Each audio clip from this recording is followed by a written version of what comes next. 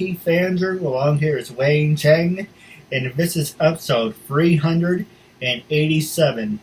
With that being said, the whole point of my talk show is to show people that even with having a learning disability, I can still amount to something, and at the same time, I'm able to turn myself into an example for people out there dealing with any types of learning disabilities and disabilities. But you should never give up, and you should prove to people that labels do not dictate who you are and who you're going to be. So you should prove to them, hashtag break the labels. That being said, half hour, 36 minutes of your time, normal conversation, you're just making a new friend out of it. So that being said, what can you tell us about yourself? Sure. So, again, my name is Wayne Chang, and I'm a New York-based independent casting director. The stuff that I work on are mostly independent films, short films, commercial print, once in a blue moon, theatrical production. Oh, that's really cool. And now, who influenced you to get into that line of work? How I got into this? Yes. Well, I started out my career as an actor at a very, very young age, many decades ago. And throughout the years, I have this habit of collecting actors. Whenever if I'm on set, or if I just meet other actors at the auditions or any learning, like a workshop or in school, I like to, for some reason, remember them and actually record them. Now, I used to have this notebook. This is before we have iPhone, right, and emails. I have this notebook. I always write down people's contact information and write a quick note on, my first impression of them. So after a couple of years, into acting, I started to have director friends that I worked with in the past. Who usually call me last minute and say, "Oh my God, Wayne, this actress friend of mine decided to drop out of our shoot tomorrow. Do you know anyone who can do that?" And I usually have really good idea, so I send them one or two person's contact information. And they say, I felt they are really suitable for the part, and it's all depend on if they have their availability for your shoot. So, I will give the director or the producer the contact information, and they take it from there. So, I have a lot of incidents like that until 9 years ago, I realized, what, why don't I make this into a profession? So here I am.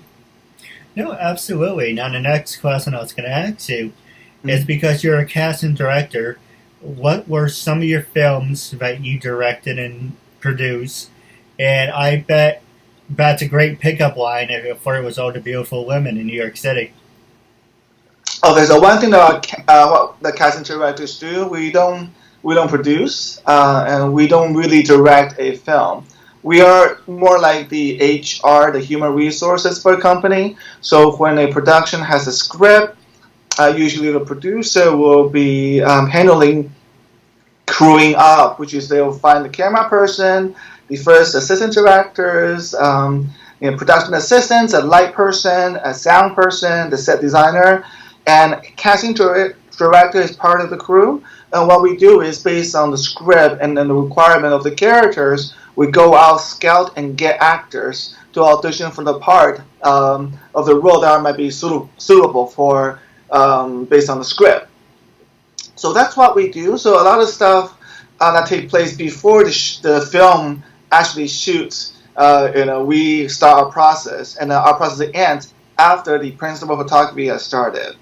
So that's one thing, and most recently I just finished casting a Chinese television series that was shooting in New York. I've been very lucky enough to work with this production company for the last couple of years, and every year there's always one or two or three projects where they're based in China, but they have to shoot certain scenes in New York. So I'm the local casting director to fill all the roles that's required.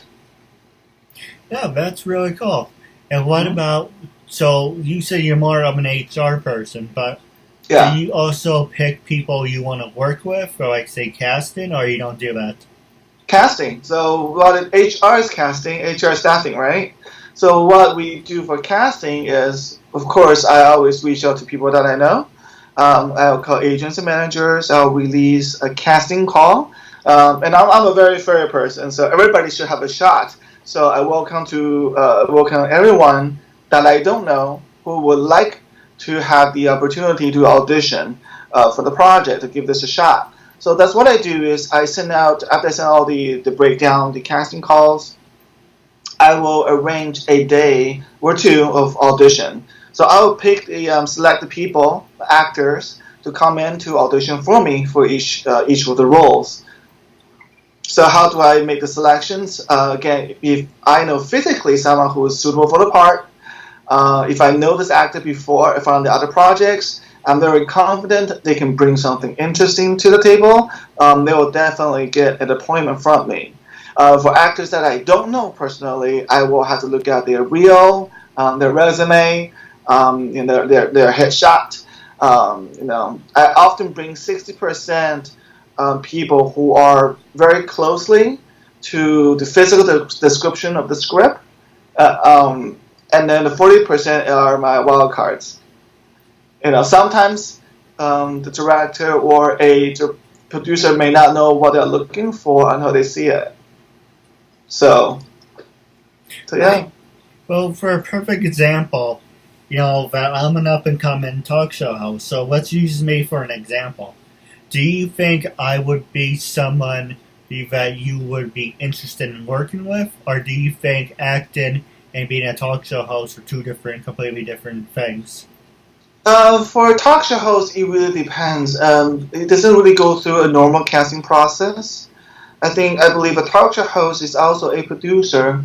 A majority of the time, a talk show host produces his own content, unless you become like the Jimmy Fallons or the Late Late Show. Is that now they have a group of writers writing materials, and then the talk show host has to bring their charm and charisma, and they also have to be really good interviewers to the table.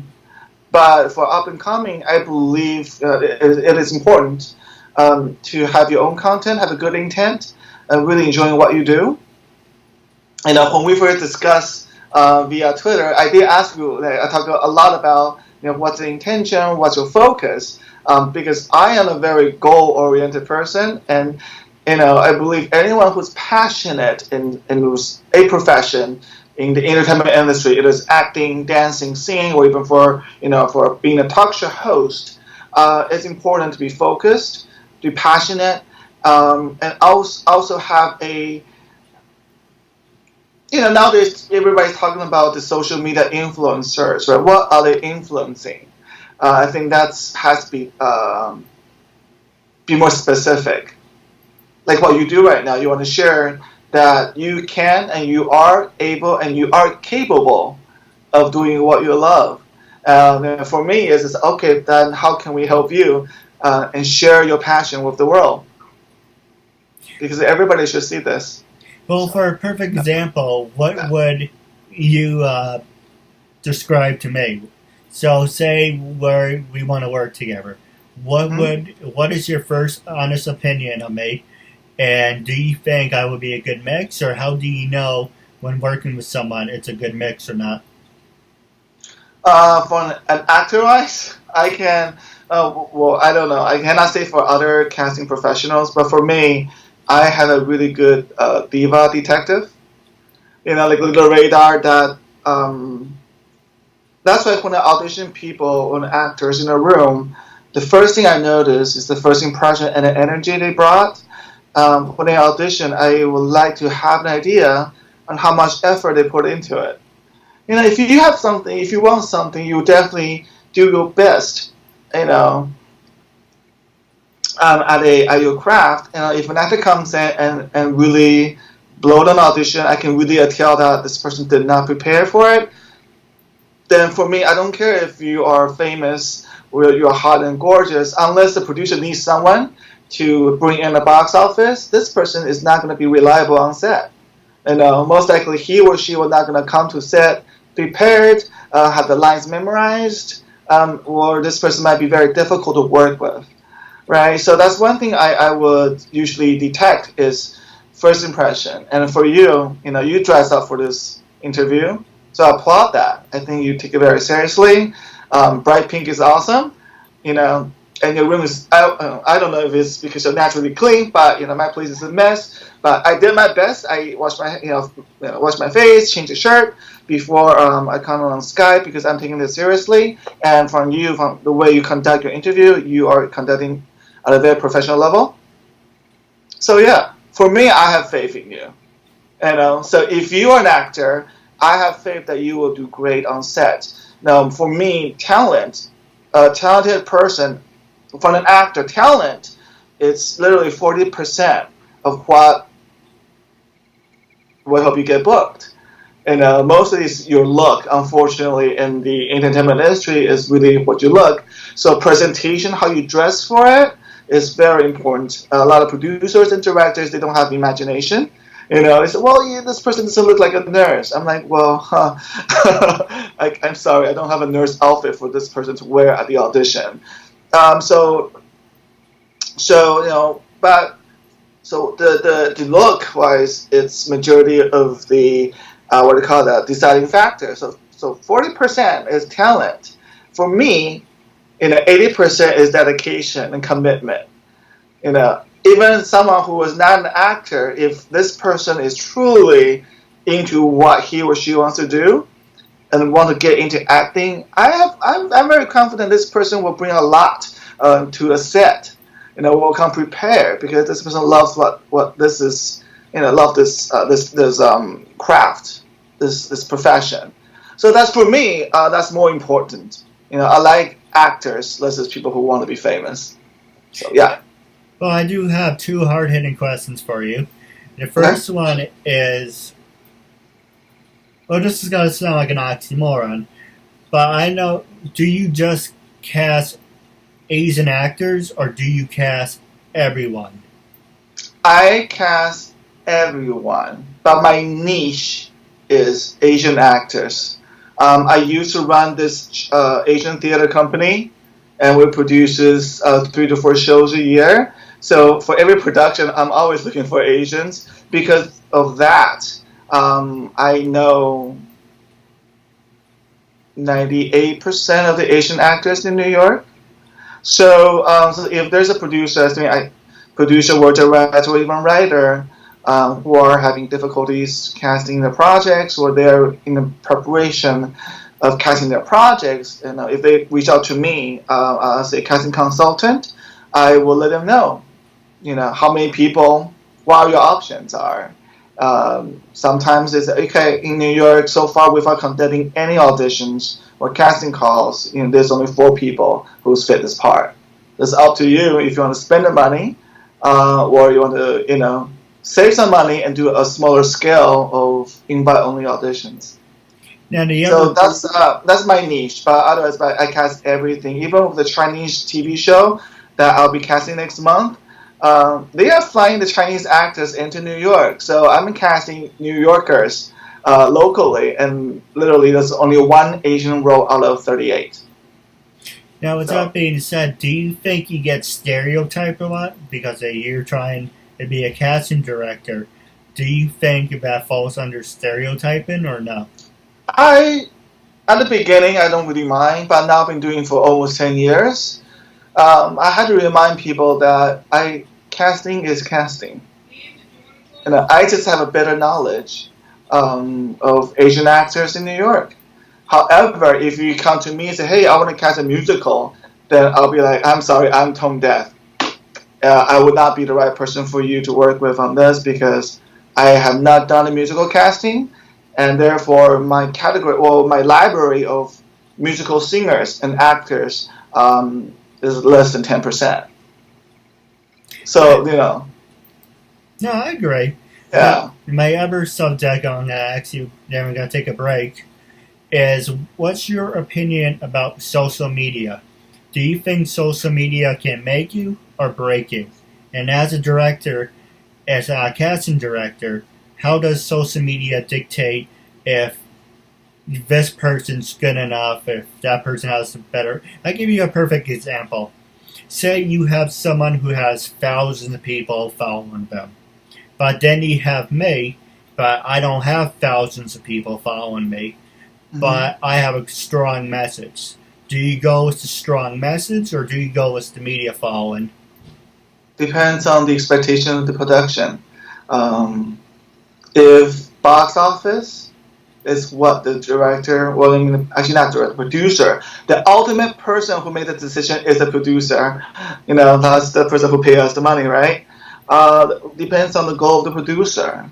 If the goal is to get the money back, to break the box office, most likely they will prefer someone who has a lot of social media followers, just because of the fan base.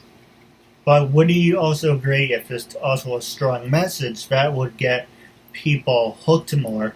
Then yes, this person has over 2,000 people that they can't act their way out of a paper bag. But then again, you're just looking at the numbers.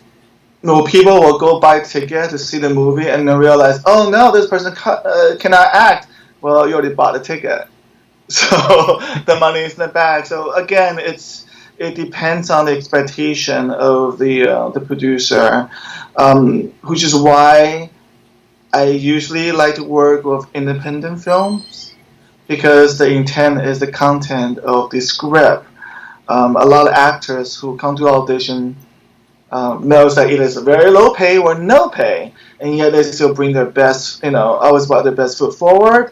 I really admire people like that, and I feel the entire production is more valuable that way. Everybody turned out to be, we are not getting paid much. We all do this because we love what we do. At the end of the day, it's a great experience for everyone, regardless if the film becomes a success or not. So that's why I personally feel that what I love to do, and then people I like to work with, is kind of like you in a way that you have a strong message because there's content. There's something in here that you want to share with the world versus someone who has no content and then they look hot and they have 1,000 people following on Twitter or Instagram, things like that. Well, I personally may not invite that person to the audition, but if the producers are like, well, we need someone to bring someone in to secure the box office, we usually just offer them out. Ask the person, hey, we have this production, we'd be interested in this. You don't have the audition. If you say yes, you got a part. And which is good because I don't have to meet this person. I don't know what will come out of my mouth. So, yeah. Alright, so now we're going to take a quick commercial break. And Okay. when we come back, what's the last 12 minutes left of the show. I'm going to pass it over to you. And you can ask me anything you want and promote anything you want.